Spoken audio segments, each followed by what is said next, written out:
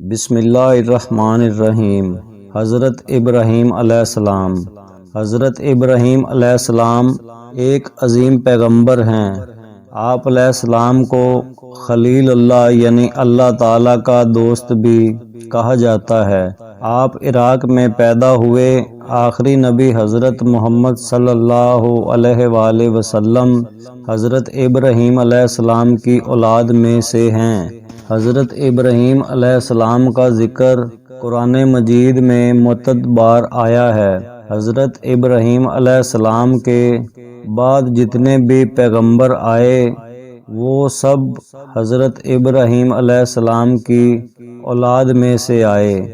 اسی وجہ سے آپ کو ابو الانبیاء یعنی پیغمبروں کا باپ کہا جاتا ہے۔ یہودیت، مسیحیت اور اسلام تینوں مذہب میں حضرت ابراہیم علیہ السلام کو انتہائی قابل احترام اور قابل تعظیم سمجھا جاتا ہے۔ یہاں تک کہ مشرکین مکہ بھی خود کو ابراہیمی کہتے ہیں۔ حضرت ابراہیم علیہ السلام تقریباً 4000 سال قبل عراق میں پیدا ہوئے۔ حضرت ابراہیم علیہ السلام نے بچپن میں ہی بتوں کی عبادت کی مخالفت کی۔ حضرت ابراہیم علیہ السلام کی کھل کر بتوں کی مخالفت کرنے پر ان کو قتل کرنے اور گھر سے نکلنے کی دھمکی دی گئی۔ حضرت ابراہیم علیہ السلام نے ایک مرتبہ بت خانے میں جا کر بتوں کو ٹکڑے ٹکڑے کر دیا اور آپ علیہ السلام نمرود بادشاہ کے ساتھ مناظرہ میں حضرت ابراہیم علیہ السلام کے دلائل پر غور کرنے کے بجائے یہ شاہی فرمان جاری کیا گیا کہ ان کو جلا ڈالو اور اپنے معبودوں کی مدد کرو۔ حضرت ابراہیم علیہ السلام کو آگ میں ڈالے جانے کا واقعہ پیش آیا، مگر اللہ تعالیٰ نے حکم سے آگ حضرت ابراہیم علیہ السلام کے لیے ٹھنڈی ہونے کے ساتھ ساتھ سلامتی اور آرام کا باعث بن گئی۔ اس قوم کی بد نصیبی کی حد یہ تھی کہ اتنا بڑا معجزہ دیکھنے کے باوجود بھی وہ ایمان نہیں لائے۔ اللہ تعالیٰ نے حضرت ابراہیم علیہ السلام کو عراق سے فلسطین ہجرت فرمانے کا حکم دیا۔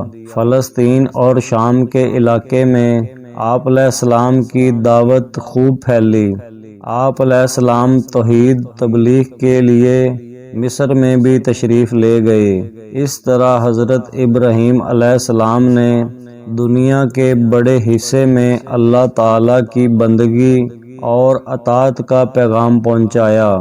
اللہ تعالیٰ نے حضرت ابراہیم علیہ السلام کو عمر کے آخری حصے میں اولاد سے نوازا۔ حضرت اسماعیل علیہ السلام آپ علیہ السلام کے بڑے بیٹے ہیں، جن کی والدہ کا نام حضرت ہاجرہ علیہ السلام ہے۔ دوسرے بیٹے کا نام حضرت اسحاق علیہ السلام ہے اور ان کی والدہ کا نام حضرت سارہ علیہ السلام ہے۔ اللہ تعالیٰ نے ان دونوں بیٹوں کے ذریعے حضرت ابراہیم علیہ السلام کو بڑی برکت سے نوازا۔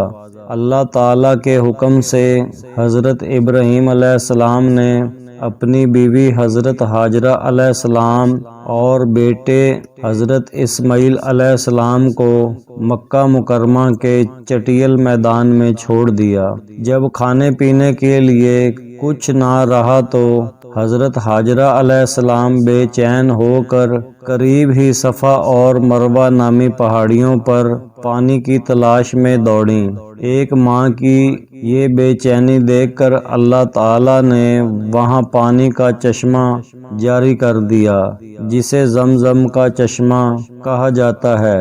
اس طرح اس بے آباد وادی میں پانی کا انتظام ہو گیا۔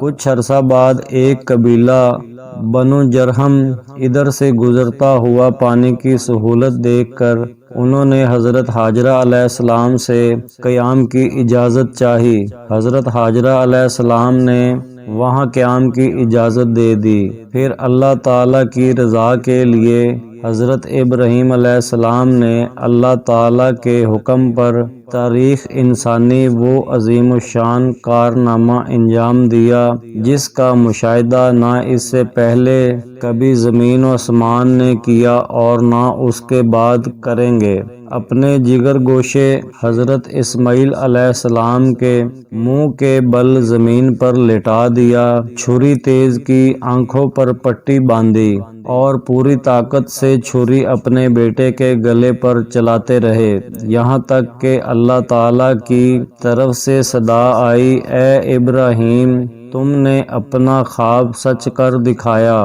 ہم نیک لوگوں کو ایسے ہی بدلہ دیتے ہیں۔